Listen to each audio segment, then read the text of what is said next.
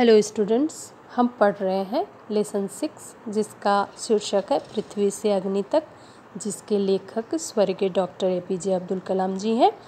तथा हम लोगों ने अभी तक जो देखा उसमें जाना है कि उन्होंने अपने मिसाइल प्रक्षेपण के बारे में इसके अध्याय में बताया है। तो हमने जो पिछले वीडियो में जिस वाक्य के साथ वीडियो को समाप्त किया था वह था, लेखक समझा रहे थे वैज्ञानिकों को कि हमें हिम्मत नहीं हारनी चाहिए, समस्याओं को हमें हराने का मौका नहीं देना चाहिए, देश को हमसे सफलता से कुछ भी कम पाने का अधिकार नहीं है। आइए सफलता को लक्ष्य बनाएं। अपना संबोधन लगभग ख़त्म कर चुका था। वह कह रहे हैं कि मैं जो उन लोगों का संबोधन दे रहा था या कर रहा था, बस वो ख़त्म ही होने वाला था कि मैंने लोगों को कहते हुए पाया, वहाँ मौजूद जो वैज्ञानिक थे उन लोगों को कहते हुए पाया कि मैं आपसे वादा करता हूँ, महीने के ख़त्म होने के पहले ही अग्नि की कामयाबी से प्रक्षेपण करने के बाद हम यहाँ वापस मिलेंगे। लेखक कह रहे हैं कि उसके बाद ही वापस मिलेंगे। हमने देखा कि लेखक ने जहाँ पे ख़त्म किया था अपने वाक्य के द्वारा, हमने वीडियो को ख़त्म किया था लेखक के शब्दों के साथ। तो उसके बाद जो वहाँ पे मौजूद लोग थे वह कह रहे थे कि उन्होंने उस संबोधन का इतना उत्साह जताया कि वहाँ जो मौजूद वैज्ञानिक थे, साइंटिस्ट थे, उन्होंने कलाम साहब को यह आश्वासन दिया, यह वादा किया कि हम आपको वादा करते हैं कि महीने ख़त्म होने से पहले अग्नि प्रक्षेपण जो है उसकी कामयाबी होगी, उसके बाद ही हम वापस मिलेंगे। यह किसी आश्चर्य से कम नहीं था। लेखक कह रहे हैं यह कोई आश्चर्य से कम बात नहीं था। कैसे सैकड़ों कर्मचारियों ने लगातार काम करके प्रणाली तैयारी का काम स्वीकार्यता प्रक्षेपण सहित केवल 10 दिन में पूरा कर डाला। लेकिन अब बाधाएं पैदा करने की बारी विपरीत मौसम की थी। यानी कि अब जो बारी आई वह किसकी बारी आई? यानी कि जो प्रक्षेपण था उसमें जो बाधा डालने की बारी आई वह था विपरीत मौसम का। विपरीत मौसम यानी कि जो मिसाइल भेजी जा रही थी उस समय जो मौसम का हालचाल था, जो मौसम का था, वो जो बाधा पहुंचाने वाली थी, वह एक चक्रवात का खतरा था। आप लोग को पता होगा कि चक्रवात का नाम सुने होंगे। चक्रवात क्या होता है? तो एक बवंडर भी कहते हैं। बवंडर यानी कि एक हवा का झोंका बहुत तेज होता है, वह खतरा था चक्रवात का खतरा। वह आपस में जुड़े हुए थे मौसम संबंधी। इसको पहले मैं रब करूं। लेखक कह रहे हैं चक्रवात का खतरा मंडरा रहा था। सभी कार्य केंद्र, उपग्रह संचार के जरिए आपस में जुड़े हुए थे। ये जितने विभाग थे सब आपस में जुड़े हुए थे, एक दूसरे से इस विषय में बातचीत कर रहे थे। मौसम संबंधी आंकड़े रुक रुक कर आने लगे और 10 मिनट के अंतराल में उनकी बाढ़ सी आ गई। जो मौसम विभाग की जो जानकारी थी वो 10 मिनट के अंतर्गत बहुत अच्छी जानकारी आ गई, बहुत सारी जानकारी आ गई कि कल का क्या माहौल होगा। अंततः प्रक्षेपण 22 मई 1989 के रोज निर्धारित किया गया।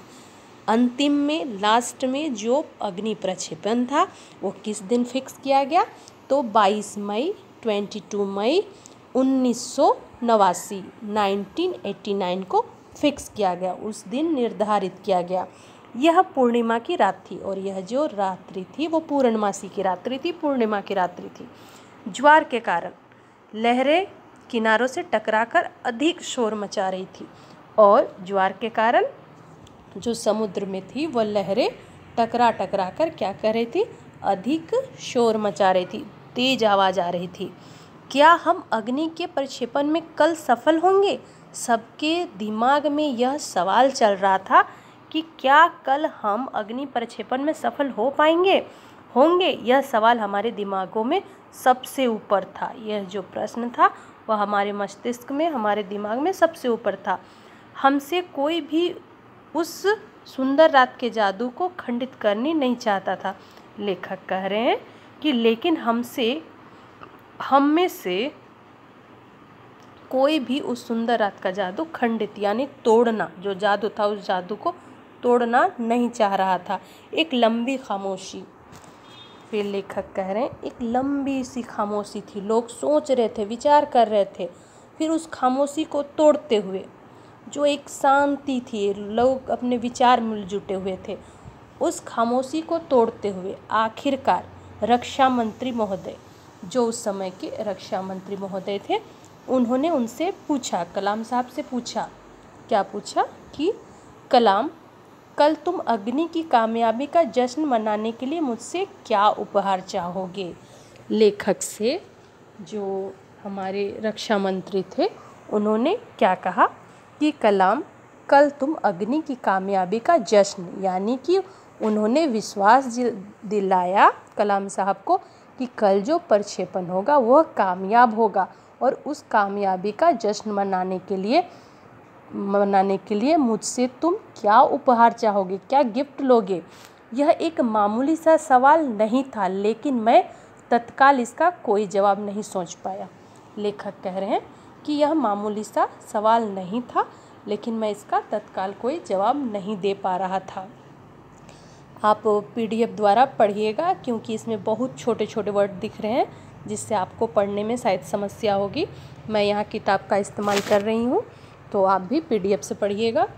तो लेखक कह रहे हैं कि उस समय उस सवाल का जवाब देना, तुरंत जवाब देना कोई आसान नहीं था और मैं इसके बारे में नहीं सोच पा रहा था।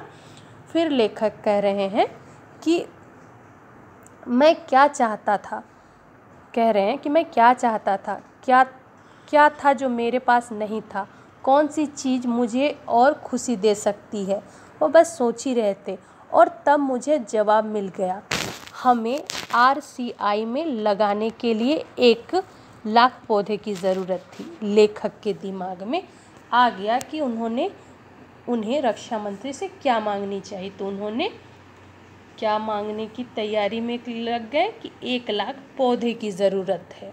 कहाँ लगाने के लिए, तो RCI में लगाने के लिए।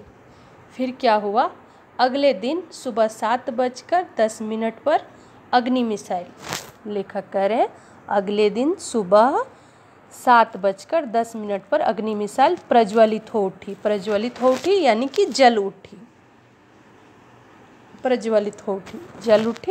यह एक परिपूर्ण प्रक्षेपण था। परिपूर्ण यानी पूरा भरा पूरा प्रक्षेपण था। सभी उड़ान मानक पूरे हुए हैं। यह एक दुस्वप्न भरी नींद थी। बाद एक खूबसूरत सुबह में जागने जैसा था। हम अनेक कार्य केंद्रों पर 5 साल की कड़ी मेहनत के बाद लॉन्च पैड पर आए थे। पिछले 5 हफ्तों में गड़बड़ियों की एक श्रृंखला सी अग्नि परीक्षा के गुजर रही थी। श्रृंखला यानी एक कड़ी सी, एक लाइन सी जिसे हम कह सकते हैं, जिसे कड़ी एक के साथ एक जुड़ी रहती है उसे श्रृंखला कहते हैं। तो जो अग्नि प्रक्षेपण होने वाली थी उसके साथ समस्या एक के साथ जुड़ी हुई थी, लेकिन आज की जो प्रक्षेपण हो रहा था वो सफल प्रक्षेपण हो रहा था। उसके बाद लेखक कह रहे हैं कि पिछले 5 हफ्तों से गड़बड़ियों की एक श्रृंखला से लगी थी जो अग्नि परीक्षा से गुजर रहे थे, लेकिन अंततः हमने यह कर दिखाया। क्या कर दिखाया? अग्नि प्रक्षेपण करने का काम। यह मेरे जीवन का महानतम का अर्थ होता है सबसे बड़ा, महानतम क्षणों में से एक था। यह जो पल था वो लेखक के जीवन के महान पलों में से एक था। सिर्फ 600 सेकंड की भव्य उड़ान ने हमारी सारी थकान को एक पल में धो डाला। उन्होंने इतनी मेहनत की, इतनी कड़ी मुशक्क़त की, उसके बाद जो उनकी एक शानदार जो जीत रही, उस जीत के कारण सिर्फ 6 सेकंड जो कह रहे हैं 600 सेकंड में उनकी भव्य उड़ान के उस प्रक्षेपण की उड़ान को देख के, मिसाइल की उड़ान को देख के उनकी सारी थकावट दूर हो गई। सालों की मेहनत का क्या शानदार नतीजा निकला, जिसे उन्होंने कहा कि जिसका हमें उपलब्धि कुछ इस तरह मिला। तो हमने आज देखा कि लेखक ने अपने निजी जीवन तथा हमारे देश की उपलब्धि के जो मिसाइलें हैं उनके बारे में कुछ बहुत ही रोचक जानकारियाँ दी। तो आज का वीडियो जो हमारा लेसन था, लेसन 6 पृथ्वी से अग्नि तक, यही ख़त्म होता है तथा आज का आपका जो होमवर्क है वह है ये। आपको आज का प्रश्न है, सही विकल्प चुनकर वाक्य फिर से लिखें। आप अपनी पुस्तक में देखेंगे तो आपको मिलेगा क्वेश्चन नंबर 1, सही विकल्प चुनकर वाक्य फिर से लिखें। क में है, पृथ्वी प्रक्षेपण के लिए खाली स्थान है अंतरिक्ष केंद्र में। तो इसमें 2 चीज़ें हैं, आपको उसमें से कौन सा भर आ जाएगा। तो आपको क, ख, ग, घ और यहाँ देखिए क, ख, यहाँ पे फिर च, छ, ज और झ, इतने हैं। तो आपको उनमें से बनाने हैं, उन सभी को बनाने हैं। तो आज का आपका होमवर्क यही है। तो आज के वीडियो में हम आज का लेसन ख़त्म करते हैं और आज का वीडियो भी ख़त्म करते हैं। धन्यवाद।